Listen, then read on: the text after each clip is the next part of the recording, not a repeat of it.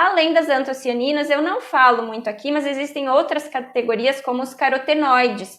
Então, as antocianinas são essas mais presentes nas frutas e nas pétalas, né? Os vermelhos, roxos, azuis, alguns amarelos também, mas, em geral, os amarelos, os laranjas, essas cores mais do outono, né? Das folhas no outono que deixam de ser verdes e se tornam laranjas, avermelhadas, são outros componentes, que são os carotenoides.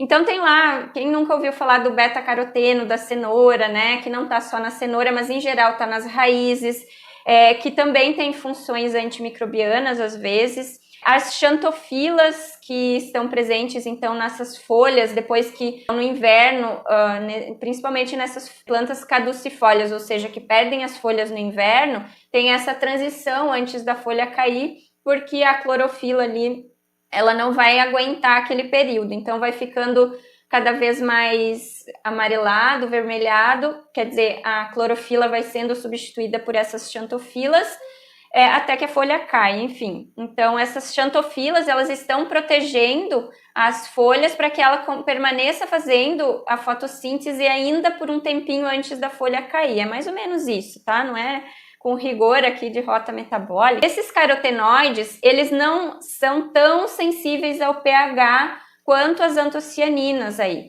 Então, esses corantes que vêm dos carotenoides, eles não vão sofrer tanto com a mudança de pH. Então, os carotenoides, a diferença, enquanto as antocianinas são altamente solúveis em água, os carotenoides são solúveis em lipídios. E acho que foi terça-feira alguém perguntou aqui, inclusive, por que alguns corantes tinham que extrair em álcool e não em água, que é o caso que eu mostrei aqui da cúrcuma, o açafrão da terra, o carotenoide, é mais solúvel, então, em lipídios, gordura, por isso que extrair no álcool fica muito mais interessante. Então, o urucum também, ele é mais gordurosinho, ele não vai sair muito fácil na água, tanto que ele pinta bem fácil, né? Ele tem tipo uma pastinha. Vou mostrar aqui não vai dar para observar muita coisa, né? Bom, vocês quando tiverem oportunidade, então observem, né? Ele não é um pó ao redor da semente, até porque se fosse seria mais fácil de extrair. Mas ele é como se fosse pastoso, né? Então os carotenoides têm essa propriedade de serem solúveis em lipídios, então a extração deve ser feita em geral no álcool. Outra coisa que eu esqueci de falar, quando há muitas plantas que apresentam deficiência nutricional, principalmente de nitrogênio e fósforo, elas vão amarelando as folhas, e esse amarelar as folhas geralmente são essas xantofilas que eu falei, né, que vão substituindo a clorofila e são um indicador de deficiência nutricional. Eu tenho aqui umas folhas de maracujá que eu queria mostrar, eu tinha até esquecido, já estão murchas.